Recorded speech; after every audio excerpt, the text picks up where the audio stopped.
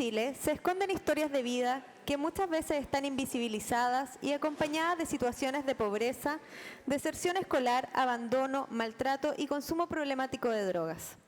Hace 10 años entró en vigencia en el país la Ley 20.084 de responsabilidad penal adolescente, con el objetivo de hacer efectiva la responsabilización de los jóvenes menores de edad, teniendo como énfasis la reparación y la reinserción social. Desde entonces han surgido diversas miradas situando el tema en el espectro público. El siguiente panel aborda la reincidencia y justicia juvenil. El bloque será moderado por la señora Loreto Burgos, trabajadora social de la Dirección Técnica de Fundación Tierra de Esperanza. Y le recordamos que al finalizar el espacio daremos inicio a la ronda de preguntas. Invitamos a los integrantes del panel. Señor Cristian Gutiérrez, juez del Tribunal Oral en lo Penal del Poder Judicial Región del Biobío. Señora Macarena Cortés, abogada, Unidad de Coordinación y Estudios del Ministerio de Justicia y Derechos Humanos. Señor Decio Metifogo, doctor en Psicología y académico Universidad de Chile.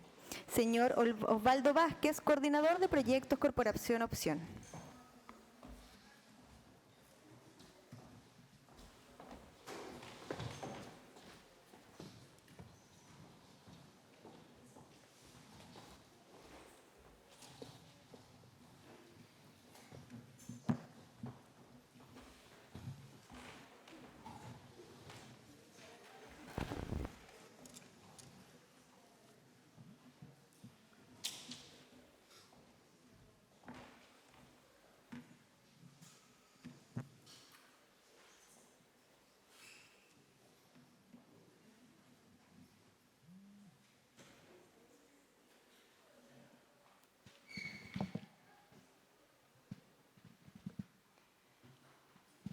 Muy buenas tardes.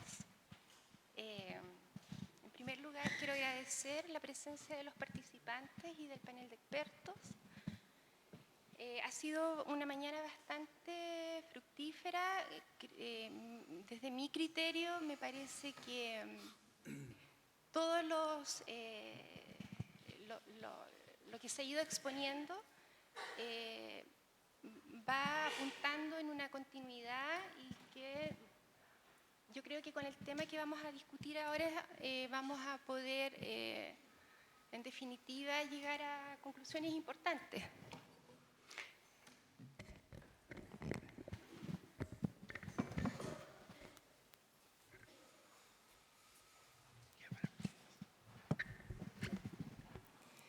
Bien.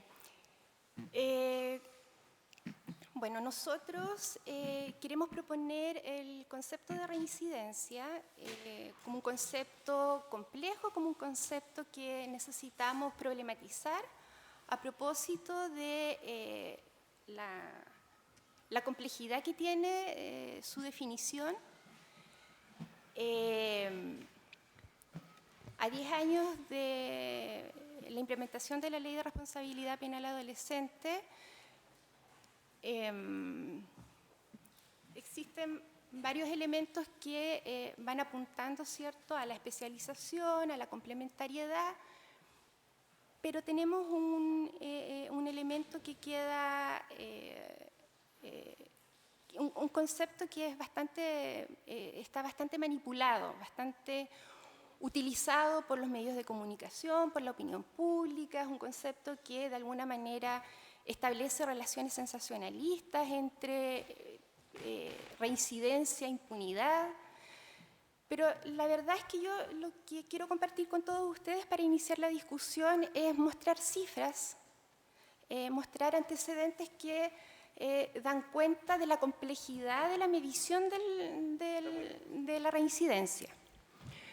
Por ejemplo, acá tenemos, no sé si se alcanza a ver bien, pero tenemos tres estudios que hacen una medición de la reincidencia, aproximadamente a la misma corte. Tenemos por una parte el estudio de Paz Ciudadana, ¿cierto?, que fue publicado en el 2010 y que mide la reincidencia en adolescentes que fueron condenados durante el primer año de ejecución de la implementación de la ley. Tenemos por otra parte un segundo estudio, que este estudio básicamente está elaborado a partir de información que está contenido en el SENAINFO. Por otra parte, tenemos un tercer estudio, que es el estudio que diseña el equipo de la CESC a propósito de la solicitud del servicio de CENAME para crear un modelo de medición. Entonces, las cifras que están acá representadas en el gráfico muestran para un mismo periodo una diversidad de resultados de tasas de reincidencia. Por ejemplo, tenemos, no se alcanza a ver muy bien, tenemos un 79,6% de reincidencia para el mismo grupo de adolescentes, ¿cierto?, sancionados del sistema cerrado, resultado que entrega el estudio de paz ciudadana. Tenemos el estudio 2, que arroja para el mismo grupo un 25,6% de reincidencia, y el estudio del equipo de la CES, que nos muestra un 42,9% de reincidencia para los jóvenes sancionados en el sistema cerrado. Por otra parte, tenemos acá la medición de los equipos, o sea, de los jóvenes sancionados en sistemas semicerrados, y tenemos nuevamente una variabilidad importante de resultados y las mediciones del sistema del medio libre. ¿Qué queremos representar con esto? Que los estudios de reincidencia no tienen un sistema de medición, carecen de una definición, un modelo teórico, una operacionalización que permita medir con exactitud o más o menos estandarizado cómo vamos a entender la reincidencia. Por otra parte, la implementación de las sanciones se evalúan a partir, tal como ya ha sido mencionado, con indicadores de procesos y que dan cuenta, por ejemplo, de la asistencia, de las atenciones, pero no de resultados concretos de medición de impacto de las intervenciones, por ejemplo. Y tenemos un sistema de datos, que es el SENAINFO, que ya ha sido mencionado, que solamente cumple una función de control de gasto más que de cumplimiento de objetivos de intervención. De esta manera, entonces, también ya ha sido planteado por los expositores, por los paneles anteriores, que las intervenciones no están reguladas por unas orientaciones técnicas que estén basadas con un modelo único, con un modelo teórico que nos permita, ¿cierto?, tener una unificación de criterios para realizar mediciones. Y, asimismo, los organismos colaboradores tenemos una diversidad de acciones para desarrollar intervenciones. Tenemos el fenómeno que se ha ido presentando y que también se ha ido dando cuenta durante la jornada de la mañana, la alta rotación de interventores, y tenemos una ausencia de indicadores de resultados. Por otra parte, acá tenemos, ¿cierto?, las tasas, a propósito del tercer estudio, el estudio que diseña el equipo de la CESC. CENAME da continuidad a la medición de reincidencia y publica los resultados en el 2015 y dan cuenta de estas tasas generales de reincidencia. Una medición hecha a los 12 meses y otra segunda medición realizada a los 24 meses.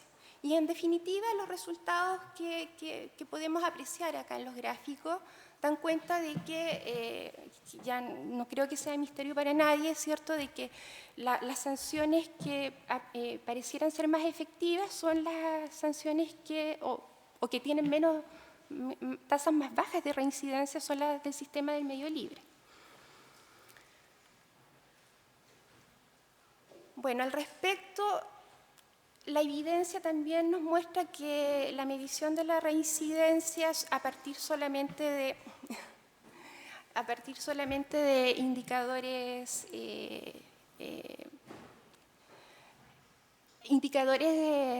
ingreso a las cárceles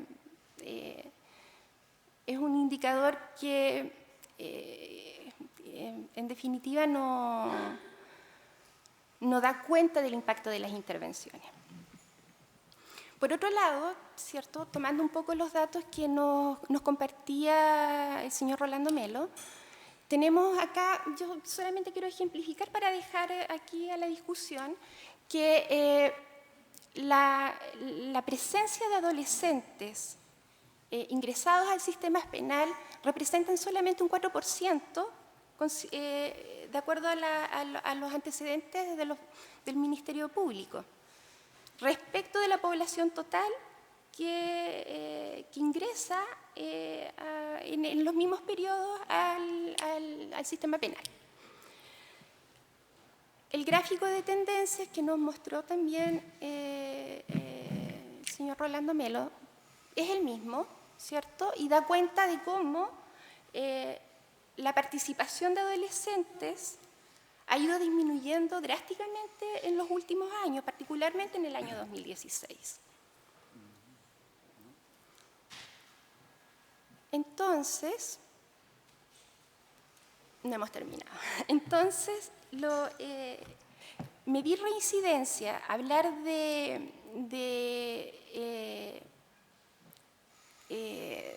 la participación de adolescentes en el sistema penal,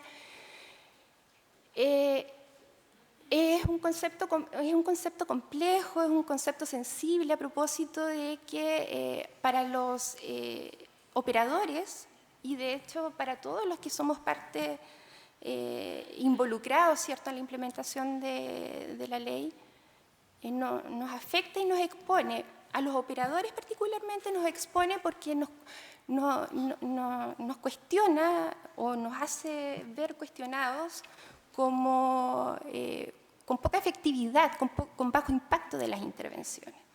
Entonces, hoy día necesitamos discutir un poco cómo podemos, lo que queremos plantear, ¿cierto?, es cómo podemos impactar desde los distintos niveles para reducir los índices de reincidencia delictiva. Y una segunda pregunta es cómo generar mecanismos más efectivos para evaluar la situación de reincidencia en la población adolescente. Esas son las dos preguntas que están, ¿cierto?, invitados acá nuestros expertos a responder. Vamos a partir con Macarena Cortés, abogada de la Unidad de Coordinación y Estudio del Ministerio de Justicia y Derechos Humanos. Voy a poner el tiempo y le damos la palabra. Bueno, buenas tardes. Primero que todo, muchas gracias por la invitación.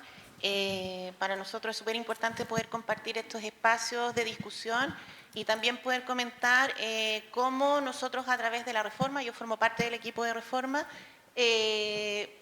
apuntamos a estos temas que se nos plantean.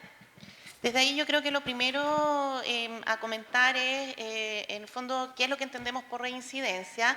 Y desde ahí es cierto que existen distintos métodos de aproximarse al tema, pero nosotros desde el modelo de medición de reincidencia, que ya lleva 3 mediciones por parte del CENAME, hemos entendido que se trata de una nueva condena durante un periodo determinado que son 12 o 24 meses. Y desde ahí sí hay una definición bien clara de qué es lo que estamos entendiendo y de cómo se está midiendo. El que existan ya 3 mediciones también nos permite ir sacando ciertas hipótesis o ciertas conclusiones y ir mirando ciertos funcionamientos del sistema que fueron parte de la base de los elementos que nosotros consideramos al momento de estructurar la reforma que estamos proponiendo. Primero quería yo como proponer algunas reflexiones para la discusión de este tema. Y en ese sentido ya salió durante la mañana desde dónde nos aproximamos para entender la conducta delictiva de los jóvenes.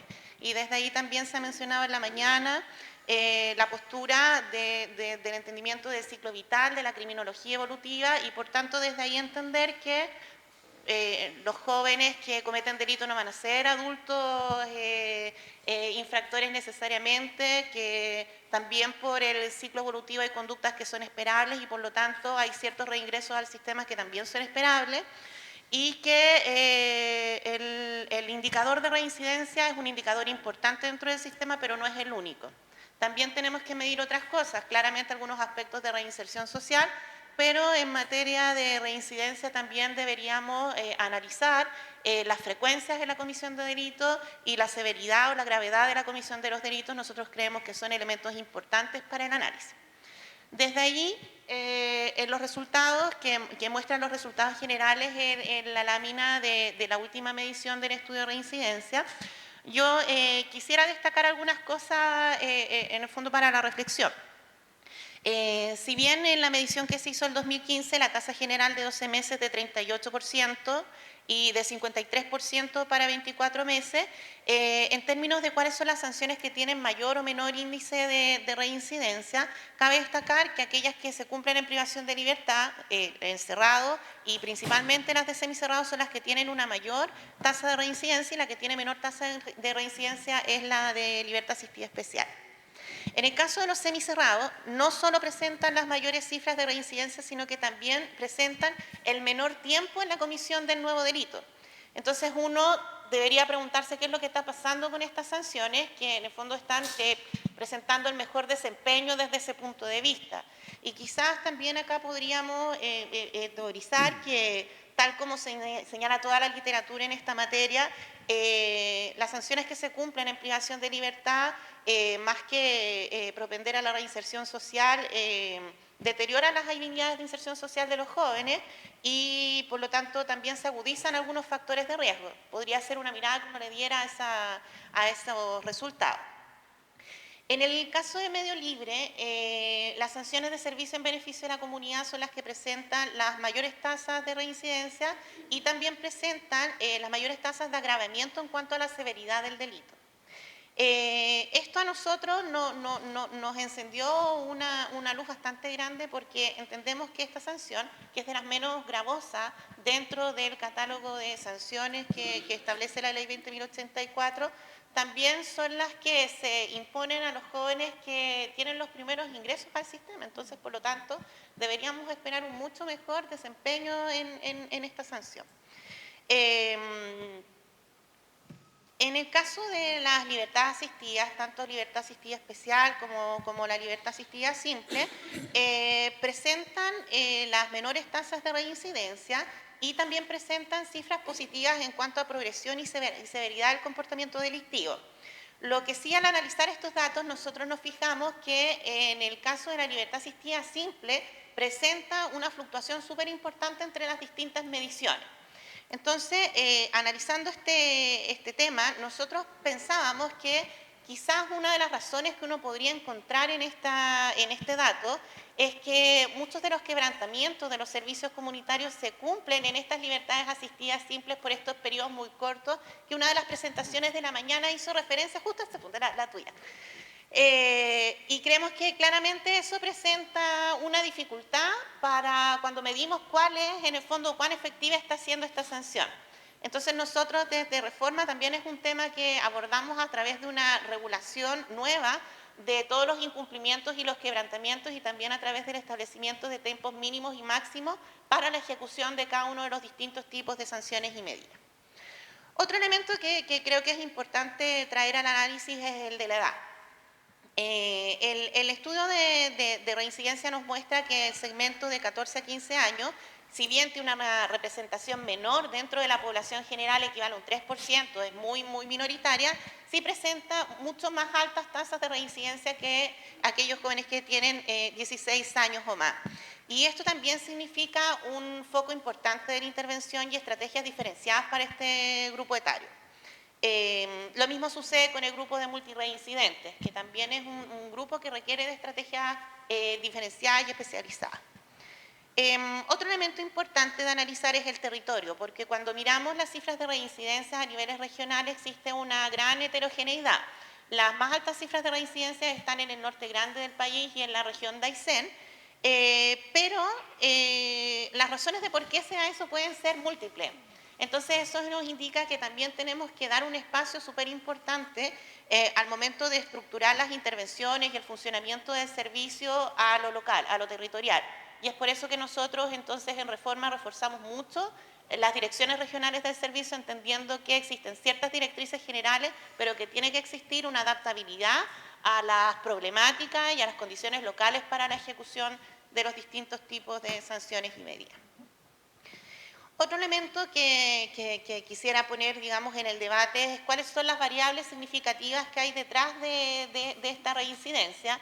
Y en ese sentido nosotros revisamos un estudio que se hizo el año 2016 que contrastó datos de jóvenes reincidentes con sus situaciones sociales, psicosociales, buscando determinar cuáles tenían mayor incidencia o no en la ejecución de estas conductas delictivas.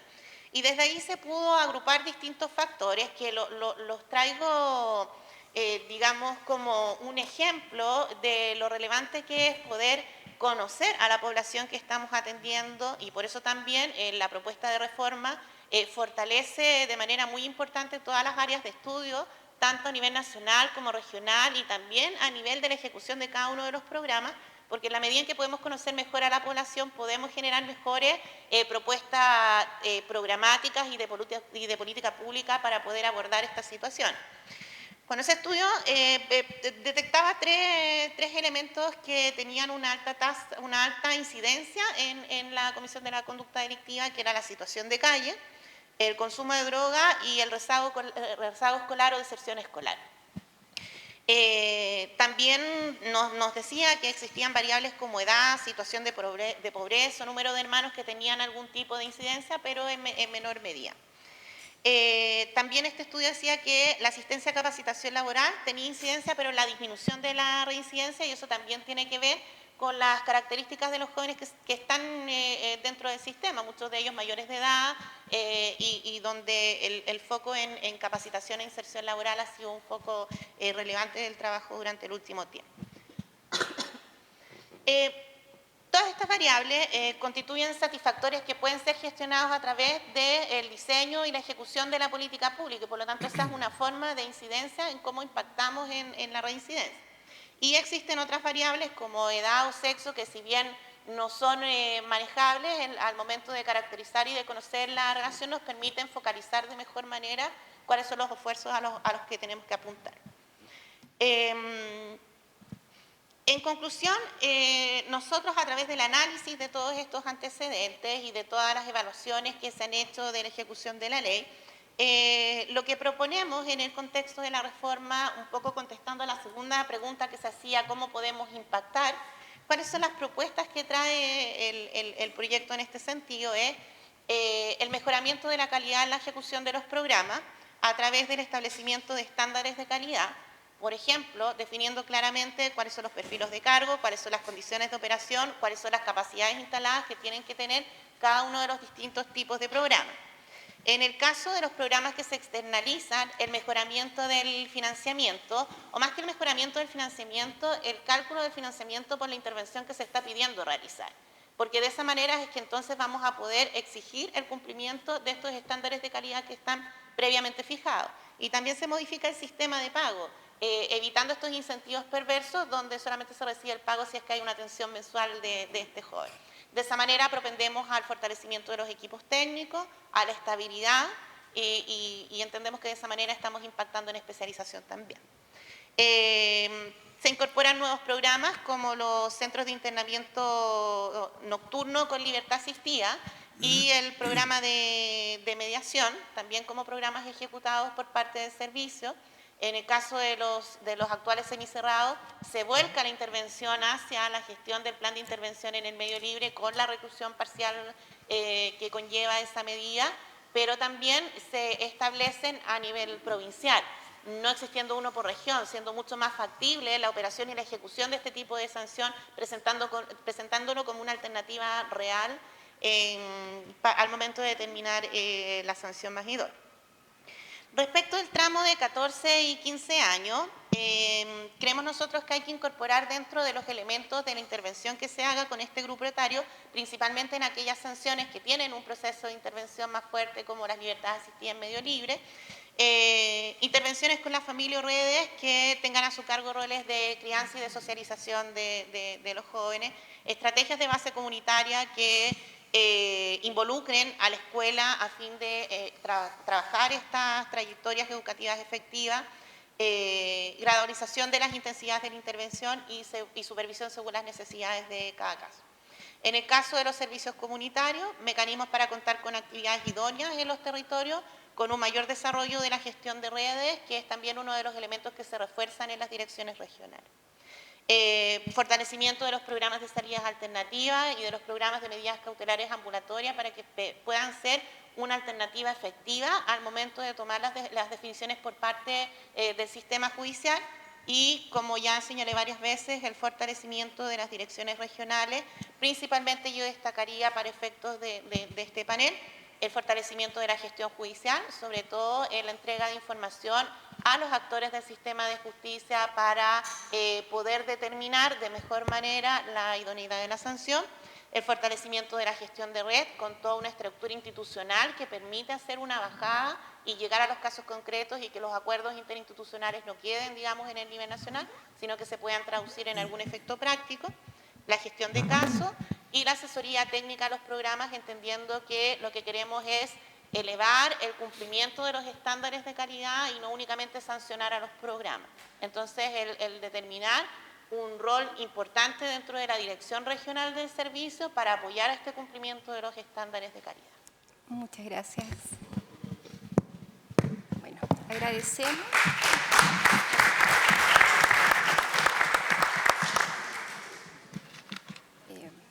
Bueno, a continuación vamos a darle la palabra al señor Decio Metifogo para que nos responda a estas dos grandes preguntas.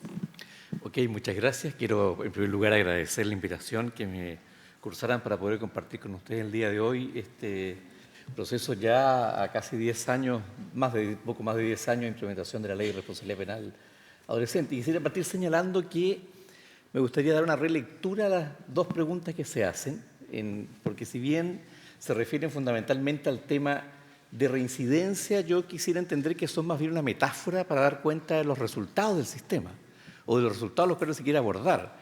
Plantear simplemente como resultado del sistema la reincidencia me parecería que nos queda un poco estrecho de ese punto de vista y por lo tanto creo que sería interesante a propósito de la pregunta replantearse la pregunta y más bien cuestionar qué significa el tipo de resultados que hemos ido obteniendo en 10 años de implementación y ahí incorporar, por cierto, el tema reincidencia. Por cierto, es muy difícil que si los estudios que se señalaban al principio entregan los resultados que se presentan, eso se dé cuenta como una inconsistencia. Creo que si parten de conceptos tan distintos de reincidencia, como el estudio Paz Ciudadana, que es cualquier nuevo contacto que el sujeto tenga con el sistema penal, versus lo que señaló Macarena Cortés recién de la definición que hace el CESC en términos de una nueva condena efectiva, sería raro que los resultados fueran parecidos. Entonces creo que más que inconsistencia, estamos hablando de maneras de evaluar distintas allí. Y eso tiene que ver muy fuertemente, a mi juicio, con el tema más global de resultados a lo que se pueda obtener de una norma de este tipo, entendiendo la limitación que, por cierto, tiene una norma de carácter penal para obtener resultados como los que pretende obtenerse. El artículo 20 de la Ley de Responsabilidad Penal Adolescente habla de dos grandes ejes, que son el tema de responsabilización y el tema de integración social. Creo que el concepto en sí de integración social que apunta a resultados a obtener es interesante porque rompe la lógica de los reintegración, reinserción, que era con lo que nos encontramos habitualmente en este ámbito, por lo que se discutió hoy día en la mañana. Creo que Alba apuntaba muy certeramente a que ya el concepto de integración nos queda estrecho también, a propósito del tiempo que llevamos de implementación, sobre todo porque si bien era un concepto innovador y más pionero hace 10 años, claramente el concepto de inclusión lo supera por lejos. Y deberíamos ciertamente considerar la lógica de la inclusión social como el eje que buscaría resultados. Y de ese punto de vista, sin duda que la mera reincidencia no basta para dar cuenta de lo que pretendemos obtener. Si un adolescente no reincide, no podríamos decir que está integrado socialmente por eso automáticamente o está incluido socialmente. Entonces creo que esa distinción y las dimensiones incorporadas dentro del proceso de inclusión social son distintos y deben profundizarse en esa lógica. Hoy día, a 10 años de implementación de la Ley de Responsabilidad Penal Adolescente, no contamos con una evaluación del sistema en su conjunto. En el caso español, a los 10 años tuvieron su evaluación, el caso costarricense, que Osvaldo conoce muy bien. En el caso español, a los 8 años hicieron una gran evaluación. Acá todavía estamos al debe respecto de eso. Por lo tanto, las cifras, por ejemplo, que nos entregaba el Ministerio Público en la mañana, podemos hipotetizar qué puede significar, pero si no tenemos una evaluación completa, decir que va en tal o cual dirección puede ser complejo. En ese contexto, plantear reformas legales puede tener también riesgos, porque se puede convertir fundamentalmente en un espacio de reivindicación sectorial, institucional más bien, Ministerio Público, Defensoría Penal Pública, Poder Judicial, el servicio que se crea, las instituciones colaboradoras que muy legítimamente pueden plantear requerimientos y necesidades a propósito de su desarrollo, más que en función de un cambio que sin saber muy claramente por qué se produce lo que hemos tenido y qué resultados tenemos, tenemos un punto ciego muy grande allí, desde ese punto de vista, y una limitación relevante en esos términos.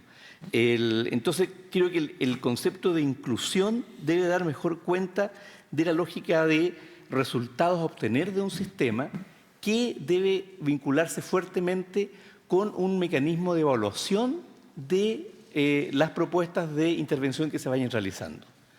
Creo que contamos hoy día con un modelo bastante robusto, para referirme en particular al tema de la reincidencia, Y creo que lo que tenemos que hacer es seguir con una evaluación periódica, porque lo que importa allí no es una golondrina que pueda hacer verano, sino más bien cuál es la tendencia de las sucesivas evaluaciones del modelo que se ha desarrollado. Y creo que ahí ese es el camino que debe permitirnos tomar buenas decisiones respecto del futuro. Pero no ocurre lo mismo respecto del sistema de evaluación en general dirigido a los entes infractores de ley en Chile. En particular, tenemos alrededor de un estudio que hicimos el año pasado por un requerimiento del Ministerio de Justicia, nos permitía constatar que hay cerca de 80 instrumentos que se están ocupando a nivel nacional dirigidos a los entes infractores de ley por parte de las distintas OCAs en el país. 80 instrumentos distintos, con diferente capacidad analítica, con diferente nivel de adaptación, con diferentes niveles de validación, de confiabilidad, 80 instrumentos distintos. Eso ciertamente lo que da cuenta es que no hemos sido capaces de construir un sistema de justicia juvenil respecto a esa temática. Porque el segundo elemento que arrojaba con fuerza ese estudio es que no está instalada la capacidad de desarrollar un juicio profesional estructurado en base a la cual tomar decisiones de intervención con los adolescentes. En muchos casos se levanta información con los instrumentos, pero no nos engañemos nosotros mismos porque no podemos confundir el levantamiento de información con la definición de un juicio profesional estructurado sobre requerimientos de intervención y propuestas de trabajo futuro. Es decir, la vinculación estrecha que debe existir entre evaluación e intervención. Estamos muy lejos de tener una cultura de la evaluación instalada que tenga esa dimensión. Hay desarrollos interesantes, acá mismo en la zona sur, en la Universidad de la Frontera ha tenido desarrollos muy potentes, la misma Corporación Opción tiene una batería de instrumentos también interesante de desarrollo, pero son avances en la posibilidad de contar a futuro con una batería de instrumentos que caracterice al sistema de justicia juvenil y que permita contar con un sistema de información disponible para el conjunto de actores del sistema, que tenga, a mi juicio, como objetivo fundamental el poder sintetizar información de carácter multidimensional que esté al servicio de este proceso interventivo, que tenga que ver, por cierto, con evaluación de factores de riesgo, con elementos vinculados a características de los sujetos, algunos elementos de tipo cognitivo, otros vinculados al tema salud mental, los aspectos de suicidabilidad que hoy día son tan relevantes de considerar, así como también dimensiones vinculadas a procesos de desistimiento. Y creo que este último elemento nos abre una posibilidad de desarrollo interesante, pero que nos permite focalizar en la posibilidad de cambio, en definitiva, que es lo que orienta el trabajo que debiese caracterizar la intervención y el resultado dentro del sistema. Normalmente muchas de las intervenciones, cuando conversamos con los equipos, es muy habitual que los profesionales que intervienen en forma directa como operadores del mismo con adolescentes infractores de ley, los interrogan muchísimo acerca de qué fue lo que llevó a delinquir, cuántos delitos cometieron, cómo eran esos delitos, y eso nos permite a mi juicio, como un elemento tranquilizador más bien que como orientador de intervención, a tener algunos datos respecto de aquello. Pero pocas veces se interroga a los sujetos respecto de qué es lo que hace falta para que puedan dejar de delinquir. ¿Qué es lo que se requiere para que interrumpan? ¿Cómo problematizar la actividad en la que están insertos? ¿Qué falta? ¿Qué hay que promover para que se aleje de la actividad delictiva? ¿Qué facilita un comportamiento más bien prosocial? Esa conversación, curiosamente, no está muy presente en ese espacio que desconocemos por completo, que es el espacio de intervención que se desarrolla entre los profesionales directamente y los adolescentes. Esa interrogación es la que posibilita identificar posibilidades de cambio, resistencias de los adolescentes respecto al tema, visualización de estrategias posibles de cambio, porque si bien los factores más vinculados al riesgo nos permiten identificar aquellos aspectos sobre los cuales poner ojo como elementos de prevención, no son muchas veces la palanca de cambio sobre la cual debe sustentarse la modificación de comportamiento en el caso adolescente.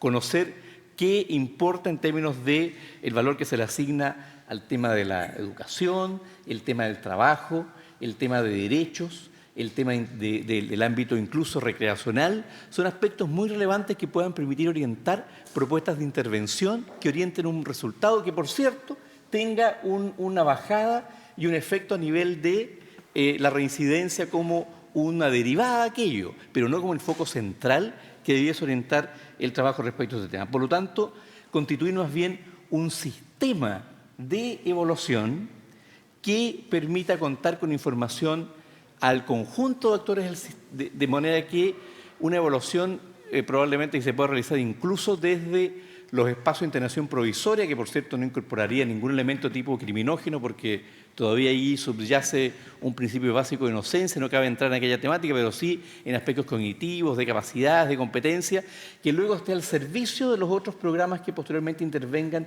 más directamente en términos de sanción penal. Hoy día conseguir alguna información, salvo que tengas un familiar directo trabajando dentro de un centro de este tipo, es prácticamente imposible.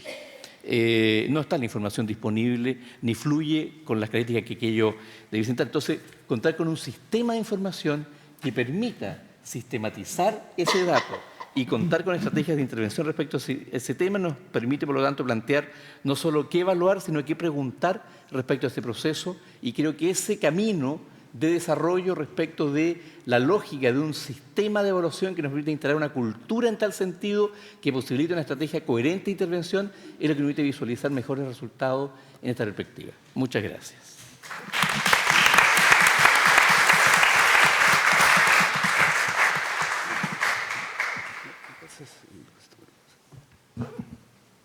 Bueno, le damos la palabra al señor Osvaldo Vázquez, coordinador de proyectos de la Corporación Opción. Bueno, muchas gracias. Saludos a todos. Agradecer a la Fundación por esta invitación y por el trabajo que vienen haciendo ya hace años, y venimos compartiendo varios del conocimiento, del aprendizaje en común, de las prácticas, de la puesta en común. Respecto a la pregunta, quiero referirme en estos 10 minutos respecto al concepto sobre lo que es, le hice como dos preguntas a la pregunta, por un lado, ¿no? O sea, ¿qué se espera del sistema de responsabilidad penal adolescente sobre las medidas alternativas y las sanciones penales juveniles? Y solo para situar la reincidencia o los resultados de la intervención en aquel objetivo que nos pone a los profesionales de las ciencias sociales a desarrollar, ¿no? Y no es toda la amplitud de las necesidades que requiere el sujeto complejo, el sujeto que viene deprivado, excluido, como ya se ha señalado acá durante la mañana, sino en el ámbito que el derecho penal juvenil es la regulación del poder punitivo del Estado frente al sujeto que transgrede, que comete un delito, y en ese segmento de esa respuesta en la que nos piden aquellos que ejecutamos las medidas y las sanciones, otorgarles contenidos, ¿no? Entonces, también es clave esa primera distinción para la hora de medir reincidencia.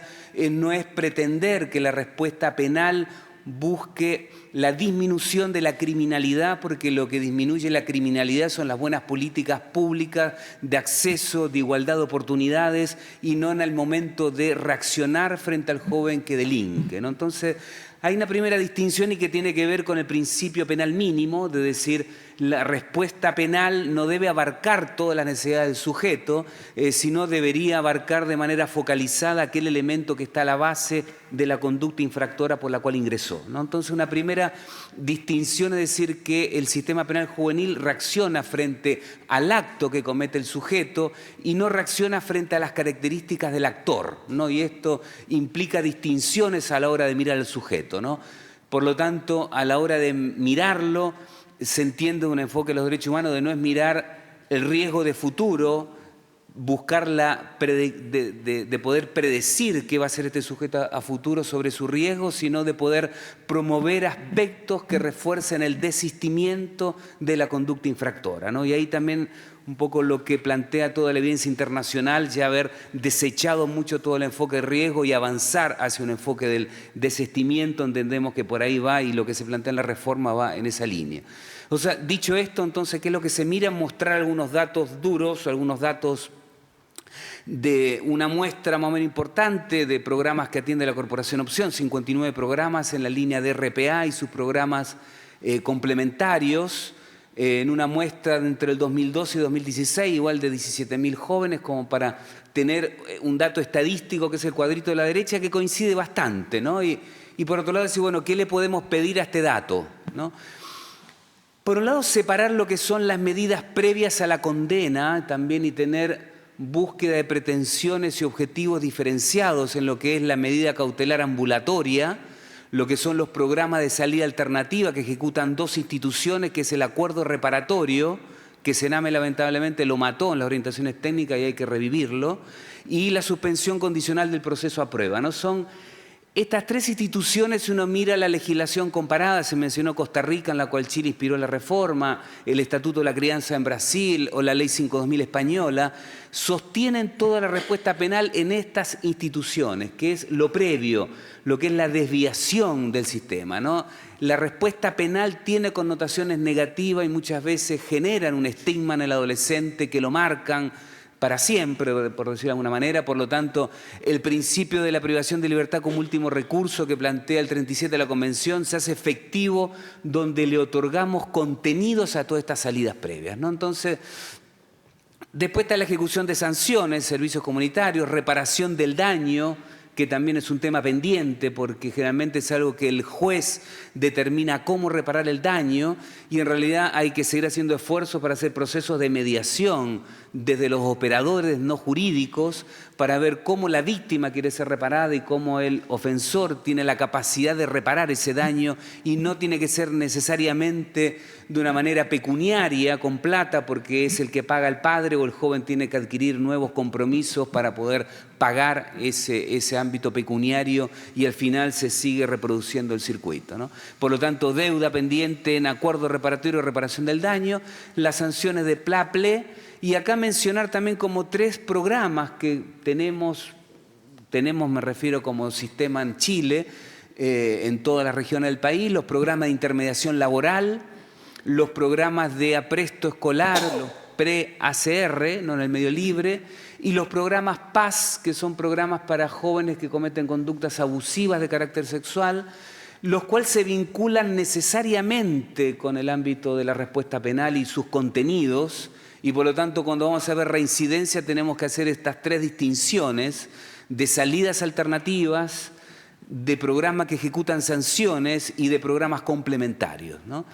Dentro de todos estos programas hago un dato duro y podemos ver, no sé si uno ve lo que es la medida cautelar ambulatorio, esto que está acá, el logro, es cuando el sujeto no reincide en el tiempo que está en la medida cautelar ambulatoria, que en promedio son 4 meses, no hay otro dato mayor, no mira después que cumplió, pero sí también lo que se le encomienda a este programa es que el sujeto asista a todas las etapas del proceso cada vez que es citado y que se promueva que el sujeto esté habilitado para poder asistir a esa etapa del proceso y también articularlo con la oferta de la red, ¿no? Pero no se busca ver cuáles son sus riesgos, cuáles son sus necesidades, sino se busca articular y cumplir con esa fase del proceso.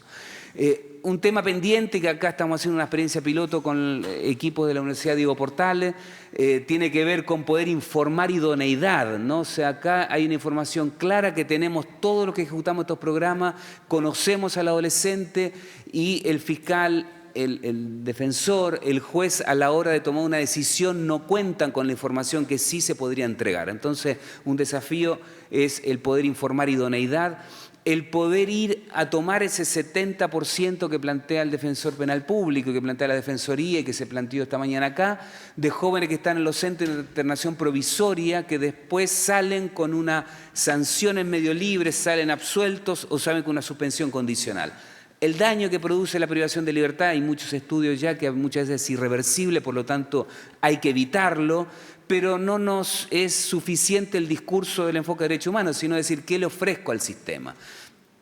Al sistema, entonces, hay que ofrecerle las medidas cautelares ambulatorias también una intensidad, que de hecho se está viendo que sería el 155 letra B del Código Procesal Penal intensivo, para poder hacer una separación de aquel que no requiere tal intensidad, y frente a eso el Ministerio Público ofrecerle una medida cautelar que pueda competir con ese 70% de adolescente que está en los CIP y que después va al medio libre. Por lo tanto, para evitar esa privación de libertad no es suficiente el discurso o no es suficiente, digamos, apelar a un enfoque de derechos humanos, sino otorgarle los contenidos psicosociales para que el sistema de justicia pueda actuar y pueda utilizar esta medida cautelar y disminuir ese 70%. Datos de acá de esta columna, vemos que donde tenemos menos éxito son con los casos más complejos también, ¿no? En los PLA-PLE hay un nivel de cumplimiento de un 54, un 50%, que coincide más o menos con estos estudios que ha hecho el CESC, el Centro de Estudios de Seguridad Ciudadana de la Chile. Hay más logros acá porque hay jóvenes que también que lo que se le pide a la medida es menor que el plan de intervención individual en la sanción.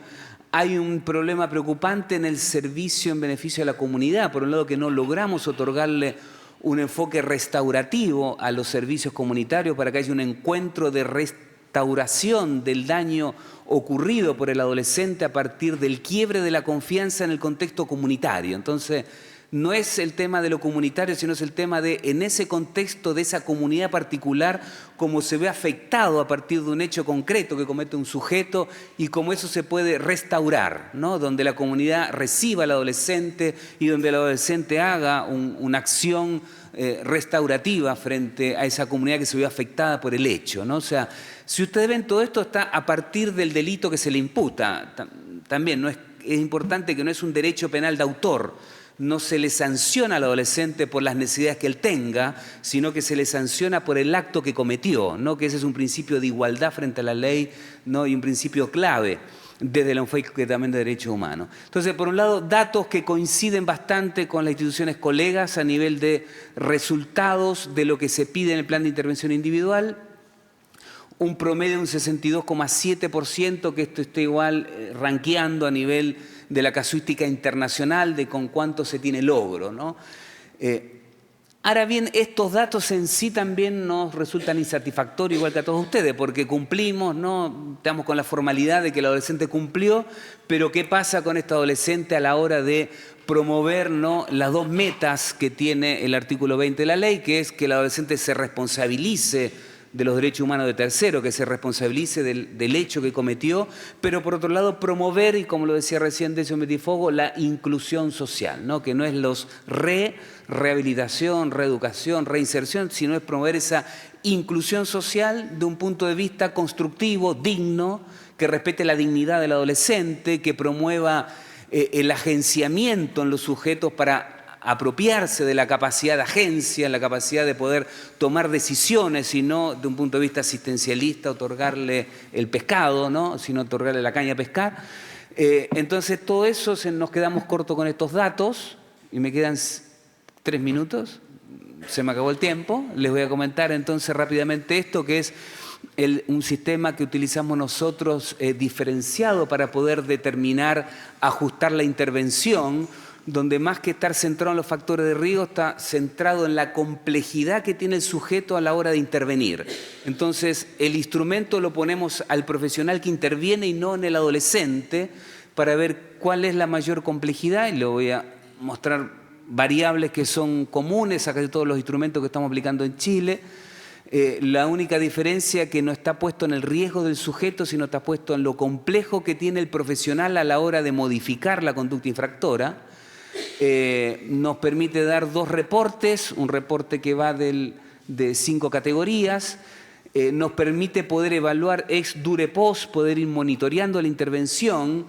La línea roja es la conducta de entrada de este sujeto que ingresó en el año 2010, en el año 2012 salió con esta modificación de las variables, por lo tanto me permite ver cuál es el cambio que ocurrió en el sujeto a partir de estas variables, que ahí se nos queda corto solamente ver la vuelta al sistema. Y voy a terminar con un dato importante, que lo que estamos viendo ahora es ese cambio responde a qué mediador de la intervención. El mediador está puesto en la intervención que hicimos nosotros, está puesto en factores externos.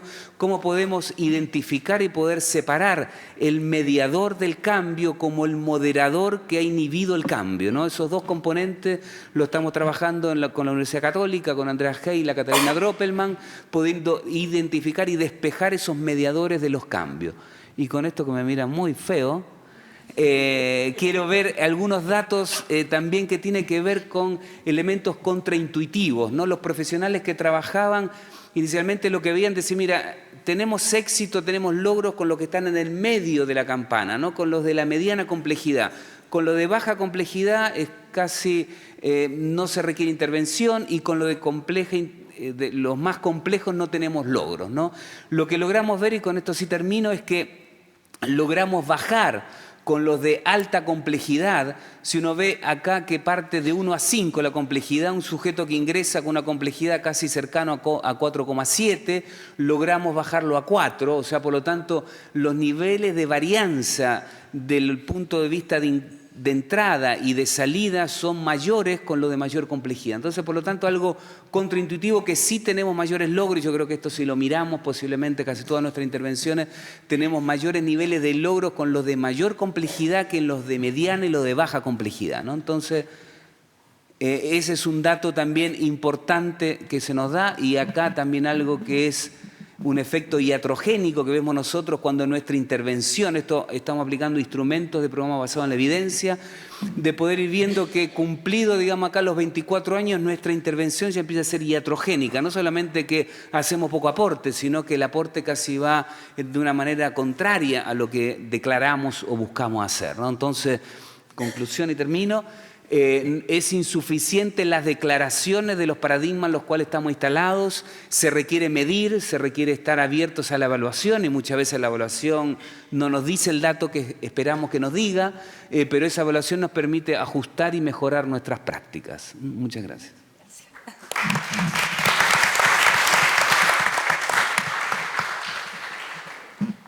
Bueno, para finalizar la exposición del panel, vamos a cerrar esta conversación con la intervención del señor Cristian Gutiérrez, juez del Tribunal Oral en lo Penal del Poder Judicial de la Región del Biobío.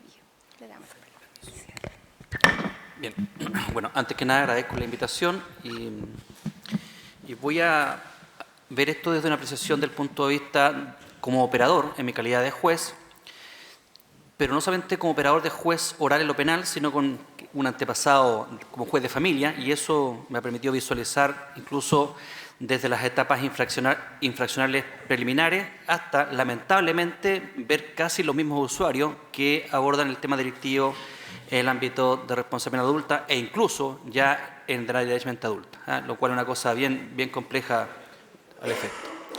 El segundo aspecto que también quise quiero abordarlo es en relación con el aspecto académico, así que las miradas quiero enfocarlas de ambos lados. Quizás hay una apreciación muy sesgada y personal y también quizás más agotada. La verdad que efectivamente como juez oral penal el porcentaje de causa adolescente es menor a aquella que concluye en fase de garantía. Aquí debería estar mis colegas presentes en esta área, podrían tener más expertise al efecto. Pero Ahora, tengo acá un tema, en primer lugar, un tema terminológico. Aquí comparto con el señor Decio Botafogo en cuanto a que la terminología de lo que es reincidencia, incluso dentro del ámbito de las áreas sociales más puras, tiene ciertas dificultades. Y eso hago la distinción porque incluso en el ámbito estrictamente jurídico, para los abogados que vemos el tema, la reincidencia la manejamos directamente como una circunstancia modificatoria de la responsabilidad penal, ya sea reincidencia específica, o sea, del mismo delito, de la misma especie, o bien del punto de vista genérico, o sea, que se haya cometido delitos y condenas anteriormente de la mayor gravedad. Ahora, para efectos de la audiencia, creo que obviamente parece que estamos todos de acuerdo, y creo yo, y aquí lo voy a abordar, en cuanto a que la idea es ver cuánto es la incidencia de que el adolescente ya sea incorporado al sistema de justicia penal juvenil, vuelva y se mantenga en el sistema.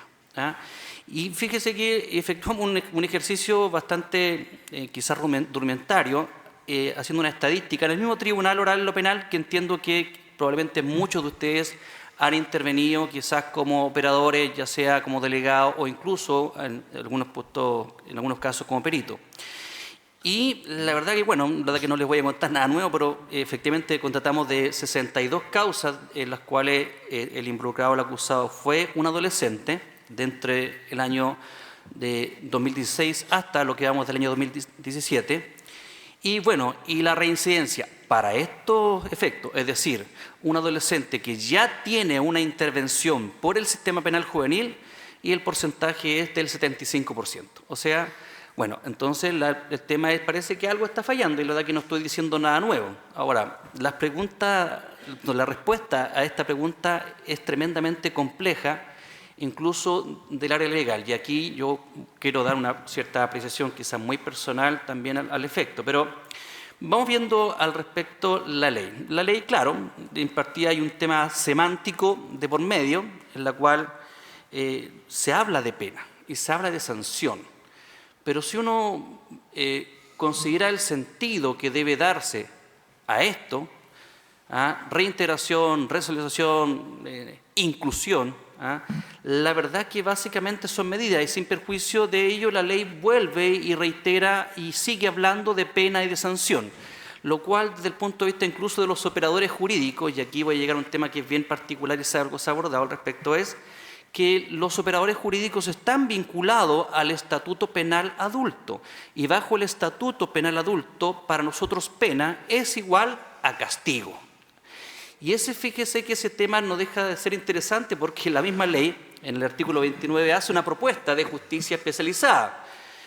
Y el interés es que esto sea especializado. Y acto seguido, en una, por decirlo de forma, vuelta carnero legal absoluta, y lo leo porque me parece, yo siempre lo leo a este punto porque me parece interesante. Dice, no obstante, todo fiscal, defensor o juez con competencia en materias criminales se encuentra habilitado para intervenir en el marco de sus competencias. Eso quiere decir que primero se consagra legalmente la justicia especializada, y acto seguido, bueno, usted por ser operador penal, fiscal, defensor, juez, está habilitado para hacerlo, ¿ya? Lo cual también tiene un tema que probablemente ha sido motivo de debate, que es lo que ya partí al principio, terminología, ¿ya? Y eso, los jueces hoy en día y los operadores en general tienen esta dificultad de terminología, y es una terminología que no va solo del punto de vista de aquellos operadores que coadyudan al sistema, sino que incluso una nomenclatura del punto de vista jurídico y una mirada del punto jurídico que incluso va más allá de la ley de responsabilidad penal adolescente. Y me explico, porque esta ley de responsabilidad penal adolescente surge al amparo de un paraguas normativo que es mucho mayor, que es la Convención Internacional de los Derechos del Niño. Y no solamente ello, incluso hay una observación general número 10 referida a justicia de menores, que es una observación general que se ha estimado que es tan obligatoria como la Convención misma. Y aun cuando tenemos otros mecanismos, instrumentos institucionales que tendrán o no fuerza obligatoria de forma directa, pero son altamente inspiradoras, como las reglas de Beijing y las directrices Riad. Y eso implica entonces que el conocimiento jurídico que ya debe tener un operador especializado va incluso desde su propia área. O sea, ¿qué más esperamos con respecto a las otras áreas de operadores que nos coayudan a este trabajo? Ahora, vuelta al tema también desde el punto de vista cómo estos operadores logran cierta determinación de las penas. Y claro, y la mirada siempre está mirada del castigo, la pena, y eso también ha involucrado que para efectos de responsabilización, la mirada para efectos de determinar la medida aplicable a cada adolescente, involucra mirar necesariamente el estatuto penal adulto. Y eso tiene todas unas complicaciones ya para los jueces. La ley incluso coloca varios inconvenientes, incluso desde el punto de vista legal, o cómo entender ese proceso de determinación de pena que les puedo garantizar que es altamente complejo, porque pasa de mirar el estatuto adulto como espejo y luego para efectos de responsabilización llegar en definitiva a la sanción. Y básicamente, claro, efectivamente va dando algunos parámetros, pero los parámetros, efectivamente, que uno se va quedando con aquel que en definitiva va siendo el más adecuado, es el artículo 24, letra F, que habla de la idoneidad de la sanción para fortalecer el respeto del adolescente, sin perjuicio de otras consideraciones estrictamente jurídicas. Ahora bien, el punto también pasa a ver cuán adecuada en definitiva debe ser esa sanción. Y aquí también tenemos un problema que seguramente ya se ha abordado, es cómo los jueces o el juez llega a esa determinación de sanción. Y la verdad que, claro, el artículo 40 de la ley da la opción incluso de consultar a peritos. Ahora, yo consultaría a las colegas cuántas oportunidades han tenido de oír en una audiencia de determinación de pena a un perito. Y la verdad que yo no lo he visto nunca, y probablemente no lo voy a ver. Ahora, una vez consulté este tema y me dijeron, bueno, lo que ocurre es que debiésemos prepararnos con anticipación y saber que eventualmente va a existir una condena. Insisto, vuelvo a hablar en términos estrictamente penales, condena y absolución. Fíjese que incluso hablando bajo la mirada de la Convención ya debiera incluso ver esos aspectos. Ahora bien, entonces tenemos la opinión experta para efecto de determinar una sanción y a veces nos quedamos cortos al efecto, porque, le insisto, los criterios se vuelven a trabajar con un sentido estrictamente jurídico y básicamente con una mirada de penal adulto. Ahora, vamos viendo incluso ahora temas más finos, vamos viendo el plan de intervención. Varias de estas medidas tienen plan de intervención, incluso hablan de planes personalizados, llámese a libertades vigiladas, llámese incluso los ingresos cerrados. Hablan de planes personalizados. Y esto también, bueno, y la consulta es, ¿serán realmente especializados esos planes? Y se lo hago con una mirada quizás muy crítica a todo el sistema. La verdad que queda una sensación a veces de que ese plan, la verdad que no está personalizado, y sino que se hace de alguna forma, quiero pensar quizás con algún esquema, algún molde, pero de alguna forma uno tiene la sensación de que ese plan no está realmente abocado. Y vamos ahora a la aprobación de ese plan. Y la aprobación de ese plan hoy en día se transforma casi en una mera formalidad, en la cual se oye a los respectivos delegados, se les escucha con mucha paciencia, pero, y volvemos a lo mismo, ¿estarán los jueces habilitados y especializados para realmente decidir cuál es la medida más idónea? Tengo mis dudas. Y por último, y ya para cerrar quizás el tema y básicamente en relación, y ya tomando de la mantención de los adolescentes, ¿qué ocurre cuando un adolescente pasa de una medida a otra? Y va produciéndose esta situación casi en cascada. Y tampoco la normativa contempla la posibilidad, que en el Estatuto Adulto sí se contempla, que es una especie de adecuación de sanción última. Y aquí no las contempla y a veces nos encontramos con intervenciones una sobre la otra. Y lo más dramático de todo es, y volviendo y aquí termino y parto con esta pregunta insoluble, es, ¿está dando el sistema respuesta adecuada? La verdad que mi mirada es absolutamente crítica y creo que no. Gracias.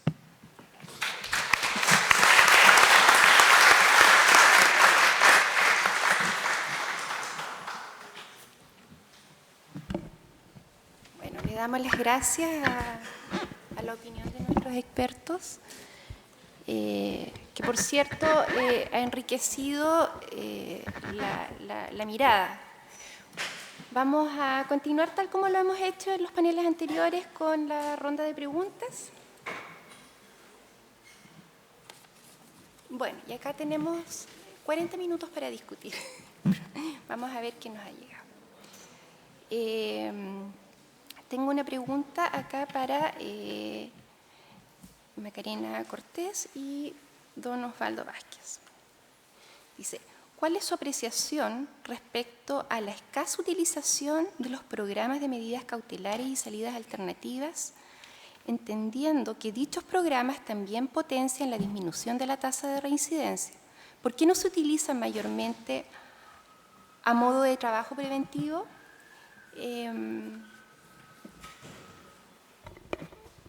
Damos la palabra.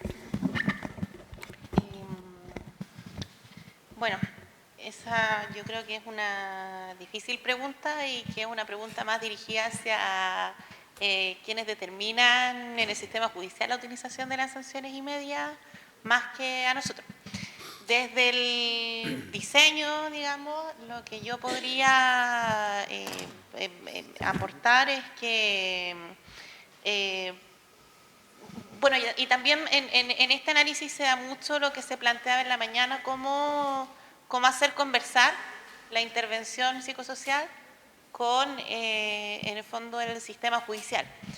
Porque en el fondo y cómo nosotros abordamos este problema desde la perspectiva de la reforma, que es desde donde yo siempre me aproximo, es cómo podemos fortalecer estas medidas como una alternativa válida para los actores del sistema de justicia.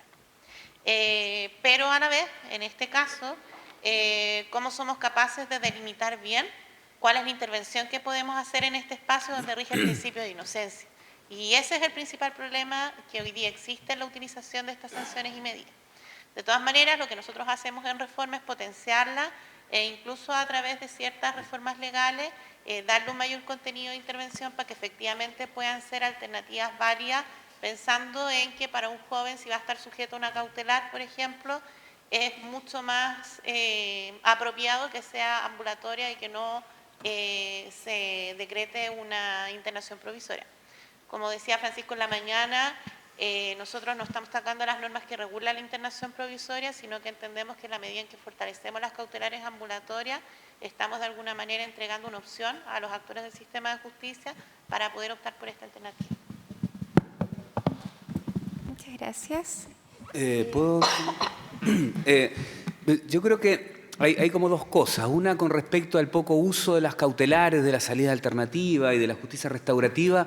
Tiene que ver algo que se planteó, la falta de especialidad y de especialización y sobre todo el haber utilizado el Código Procesal Penal cuando se aprobó la ley en el 2005, antes de que se ponga en marcha, estábamos partiendo con la nueva reforma procesal penal y por lo tanto, de hecho, en el último trámite en la Comisión de Constitución, Legislación y Justicia, el Ministerio Público plantó de no innovar y sacó una serie de artículos, entre esos el artículo 57, si ustedes lo ven en la biblioteca del Congreso, el artículo 57 permitía promover los acuerdos reparatorios en todos los casos, incluso en aquellos que lo inhibe el Código Procesal Penal, que son los delitos más graves, ¿no? Quedaba en ponderación de los actores. Ese tipo de cosas de endurecimiento y de decir no innovar, dejar el apostar en el ámbito procesal penal también hoy día ha inhibido de que tenemos una defensoría que está especializada en aplicar el Código Procesal Penal, pero está cero especializada en justicia penal adolescente. En el ámbito, mencionábamos el tema de en Costa Rica, que es donde se inspira la reforma, existe un departamento que depende del Poder Judicial, que se llama de Psicología y Trabajo Social, donde le entregan la información, así como el consejero técnico de familia, a los fiscales, a los defensores, a los jueces. Hay un equipo que está a disposición en la primera audiencia, como decía Francisco Maldonado, ahí mismo ya se informa un primer tamizaje, a los 15 días mayor información, y para que comparto que los planes de intervención individual no sean todos iguales, se requiere un tiempo de que el joven pueda entregar información y no esté él acorazado, ¿no? Sin entregar información, y eso no se hace en los 20 días que nos permite la ley. Por lo tanto, hay varios elementos normativos, procesales que inhiben que las cautelares se puedan utilizar y que la justicia restaurativa, que es un desafío un poquito mayor, que tiene que ver con tolerancias también de la comunidad en poder entregar y devolver el conflicto a los actores y no esperar que el ámbito punitivo solamente resuelva los conflictos, ¿no? Muchas gracias. Yo, aprovechando la presencia del magistrado, creo que sería oportuno que usted pudiera... Bueno, la verdad que creo que la respuesta deberían darla a mis colegas de garantía. ¿Ah? Sí, porque la verdad que en términos estructural del proceso, es lo cierto de que es en garantía donde se evalúa la salida, el tema de las salidas alternativas, el tema de las cautelares. ¿Ah? Ahora, solamente retomando algunas cosas, el punto de vista, uno es el tema de la internación provisoria, y la internación provisoria, la verdad que la ley lo ha dicho no una, sino que 2 o 3 veces en el sentido de que es una medida en extrema, de última ratio. O sea, es en definitiva, debiera preferirse siempre la posibilidad de la salida, de la medida cautelar no privativa de restrictiva libertad. ¿Ah? Ahora, en cuanto a las salidas alternativas, también, la verdad que esto también hay algunas que son de resorte exclusivo del Ministerio Público, como la suspensión condicional del procedimiento, y obviamente, claro, también hay un tema ahí que, y voy a abordar el tema de prisión preventiva y suspensión condicional, y también con cierta percepción ciudadana que existe hoy en día con la ley de responsabilidad penal adolescente. ¿Ah? Y eso estamos claros, y lo podemos escuchar en cualquier foro al ciudadano al respecto, y la idea incluso es, más de alguno con una cosa bastante, no quiero decir darle la iluminación, pero quizás afiebrada en el sentido de inclusive aumentar las penas. O sea, ¿en qué estamos? O sea, nosotros somos suscriptores de una convención de los derechos del niño y tenemos que respetarla, y por tanto debemos ajustarnos a ella. ¿Ah? E incluso rebajar los tiempos de la edad de sanción, lo cual a efectos incluso convencionales, la verdad que no tiene ningún sentido. ¿Ya? Entonces, claro, probablemente aquí también existe cierta intencionalidad en la cual el mismo ente persecutor probablemente, y con justa razón quizás, decide probablemente no aplicar esta salida alternativa o no ofrecerla. Quizás podría estar la respuesta ahí, pero sería interesante conocer la opinión efectiva del ente persecutor. Quizás yo le estoy dando una versión muy sesgada al efecto. Muchas gracias. Vamos a continuar. Aquí hay una pregunta amplia para todos los expertos. Dice, en su opinión, ¿cuánto y cómo afecta la precariedad laboral a la que están sometidos los jóvenes en esta población para poder disminuir la reincidencia?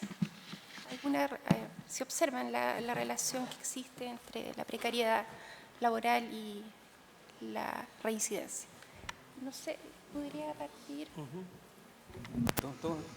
Sí, ciertamente los procesos de inclusión social marcados muy fuertemente por la incorporación de los sujetos en su transición de jóvenes, adolescentes hacia el mundo adulto, y en ese tránsito el ámbito laboral tiene un rol fundamental, que sigue estando mediatizado muy fuertemente en un país como nuestro por el tema educativo.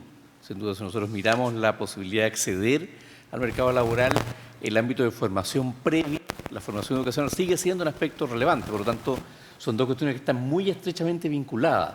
Los discursos de narrativa más desistente, en la experiencia comparada como también algunas investigaciones realizadas en nuestro país, muestran que aquellos que asientan sus posibilidades de cambio en una evaluación más completa de sus capacidades y lo que les falta terminar para poder emprender un camino de alejamiento más fuerte, son ciertamente fortalezas respecto a aquellos que tienen una visión más fantasiosa del cambio, como voy a instalar una empresa, quiero gerentear, entonces voy a estudiar administración y finanzas, pasar muy rápidamente de una situación de muy poca competencia al resultado final. Y sin duda que las condiciones generales de inclusión, y ahí coincido con lo que señalaba Osvaldo en el sentido de que eso debe formar parte de una política pública más amplia que incorpora ciertamente también a jóvenes infractores de ley, no por el hecho de cometer un delito tan fuera del ámbito de políticas públicas. Y ciertamente habrá políticas específicas vinculadas al tema de intervención como parte de la sanción penal, pero también tiene que haber un conjunto de condiciones generales que faciliten ese desarrollo.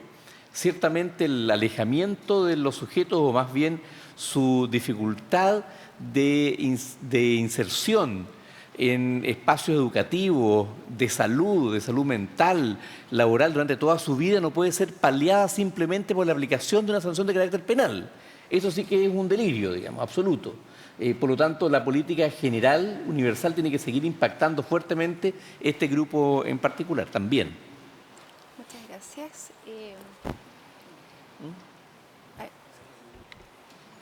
La pregunta era para todo el panel. O sea, yo no puedo sino estar de acuerdo con lo que plantea Decio. Como dije al principio, uno de los elementos que se ha podido levantar como un aspecto positivo que incide en el desistimiento es precisamente la inserción laboral. Por lo tanto, por supuesto que en la medida en que exista precariedad va a ser mucho más difícil trabajar ese elemento y también relacionado con la caracterización de la población que estamos atendiendo, claramente tiene un impacto en ese sentido. Muchas gracias. Me avisan que estamos un poco justos en el tiempo. Estamos un poco justos en el tiempo. No sé si... tengo otra pregunta. ¿Creen ustedes que se debieran considerar los planes de intervención de nuestros niños en el tiempo de sanción, en razón de poder realizar un plan de trabajo en el cual se puedan desarrollar las áreas de tratamiento de drogas, educación, responsabilización, de forma tal esto no se ve interrumpido al finalizar su sanción? A ver, vamos a parafrasear, vamos a tratar de comprender. Dice, ¿creen ustedes que se debieran considerar en los planes de intervención de nuestros niños en el tiempo de sanción? ¿Se entiende? Sí, sí. ¿Sí? Yo creo que aquí hay un tema de verdad muy, muy profundo y que tiene que ver con lo que les comentaba anteriormente, en el sentido que no es posible que una sanción de carácter penal resolver toda una vida de dificultades que un sujeto puede haber tenido. Y ahí está el tema de la temporalidad, pero tampoco podemos pensar que lo que tenemos que hacer es alargar o establecer la duración de la sanción de carácter penal en función de lo que el sujeto requiere, lo que nos acercaría peligrosamente a lo que Osvaldo llamaba un derecho penal más bien de autor que de acto.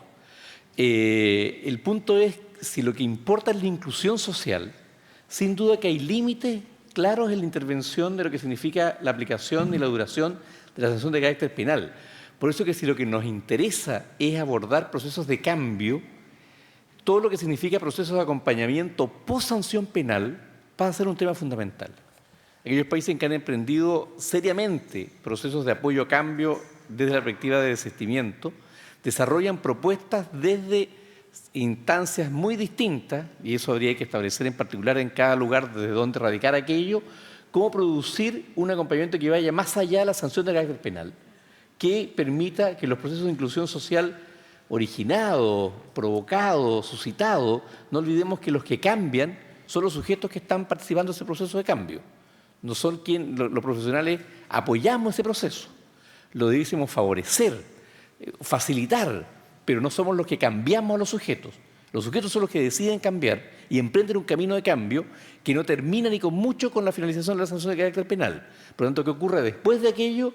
Nos abre un espacio para el cual hoy día ciertamente lo único que podemos hacer es entrever que hay un ancho desarrollo en ese espacio y muy poco planteado. De hecho, la norma hoy día en discusión tampoco profundiza demasiado en aquel proceso.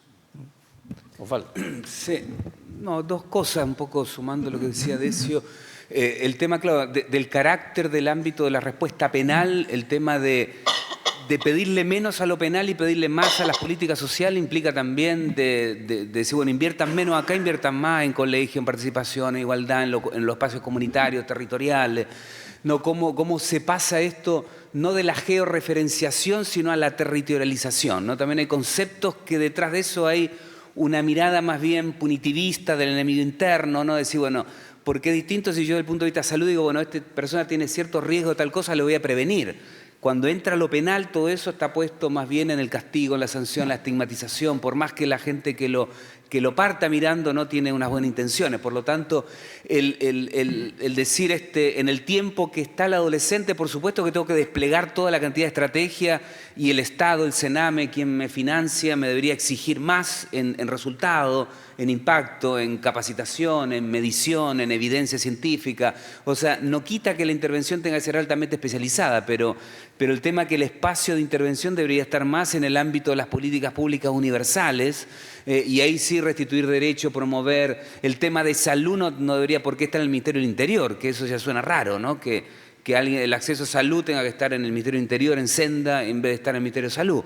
Ahora uno puede decir, bueno, los COSAN salud funciona más o menos. Bueno, pero inviértele más lucas a salud y no en interior, porque igual puede haber una sospecha que el Ministerio del Interior se dedica a la persecución del delito, del crimen organizado, no se dedica a la rehabilitación de los que consumen droga. Entonces, hay una serie de instancias que están naturalizadas por todos nosotros y el tema es decir, bueno, tiene que estar la prestación, la oferta, pero tiene que estar en el ámbito del universal, ¿no?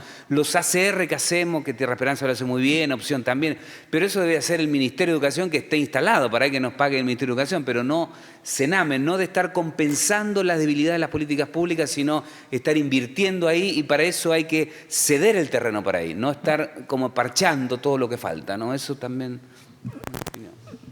Muchas gracias. No sé si...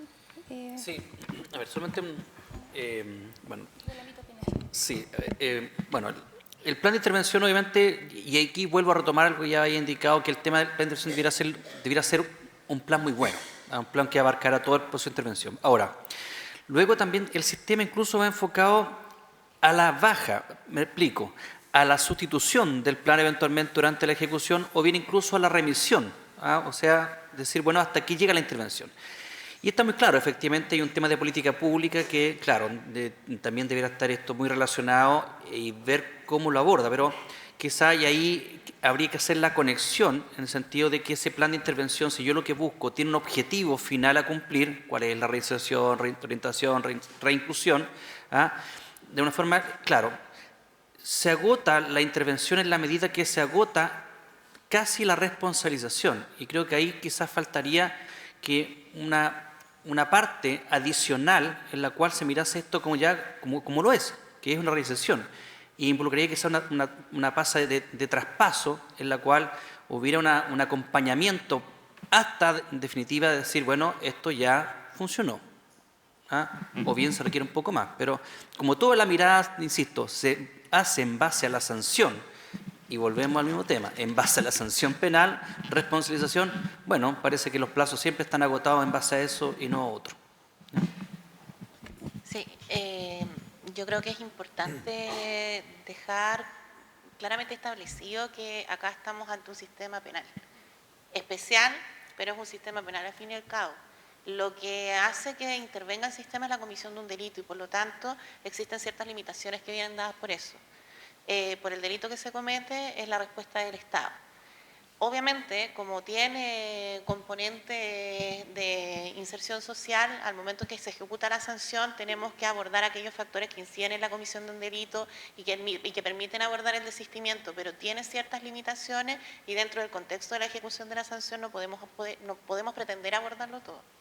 Lo otro, en relación al post-sanción, si bien es súper importante para poder darle continuidad a estos procesos de cambio de los que hablaba Decio, también tiene ciertas limitaciones desde mi perspectiva. Una de ellas es que por supuesto que tiene que ser voluntario, porque ya ha terminado la imposición de la sanción por parte del Estado, entonces por lo tanto no está obligado a seguir con esta continuidad de relación con este profesional. Y claro, nosotros en el contexto de reforma le pusimos una limitación de plazo y lo ubicamos quizás no tan cercano al territorio del individuo como debiese ser lo esperable, y eso por otro tipo de razones, pero lo que sí me importaba dejar como bien establecido es que a 10 años de implementación de la norma yo creo que no nos podemos perder en cuál es el contexto en el que estamos trabajando.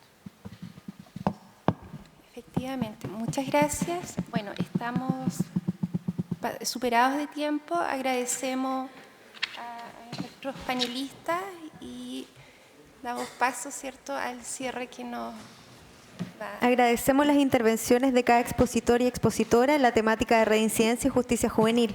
Les recuerdo responder la evaluación del seminario que se encuentra en sus carpetas que pueden entregar a la salida. Y a continuación les invitamos a un café para encontrarnos en 20 minutos para la mesa de cierre y conclusiones.